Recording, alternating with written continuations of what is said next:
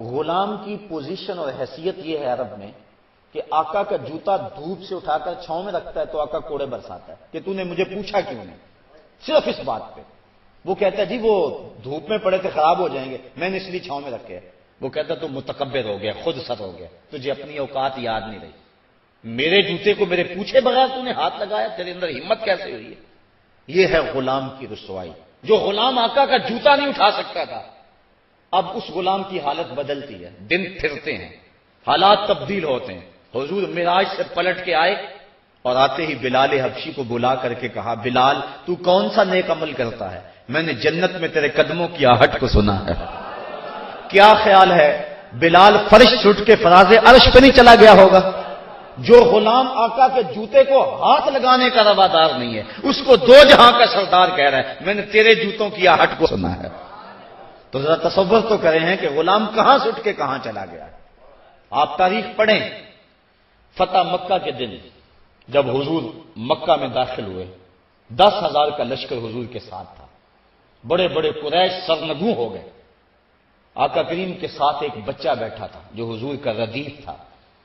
ردیف کہتے ہیں سواری کے پیچھے جو بیٹھتا ہے، وہ خوشی سے اچھلتا تھا، حضور اس کو روکتے تھے، اور آقا کریم اس قدر جھکے ہوئے تھے اللہ کے حضور شکرانے میں کہ امامی کا کور اونٹنی کی کوہان کو لگ رہا تھا۔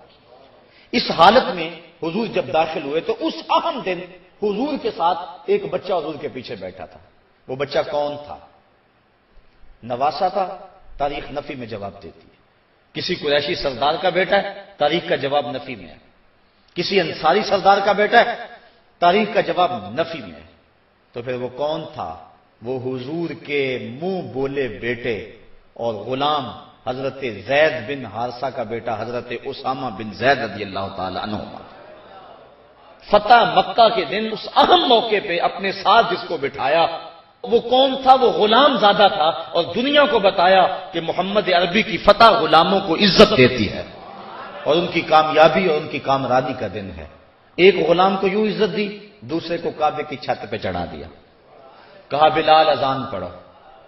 پھر اتنی عزت آقا نے دی تو پھر بلال کے اذان کا انداز بھی تو وکھرا ہی ہوگا نا۔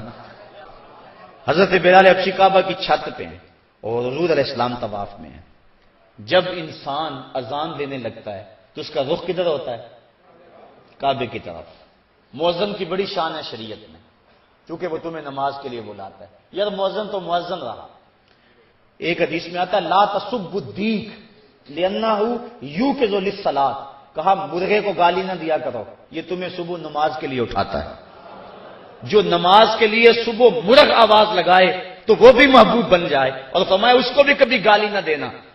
تو جو پھر تمہیں نماز کے لیے بلائے اس مؤذن کا عالم کیا ہوگا اور اس کی شان کیا ہوگی۔ اور پھر جس مؤذن کو یہ شرف حاصل ہے کہ اس نے حضور کو سامنے دیکھ کر اذانیں پڑھی ہیں، اور حضور سامنے ہوتے تھے تو کہتا تھا اشہد ان محمد رسول اللہ، تو اس کی شان اور اس کی عظمت کا عالم کیا ہوگا۔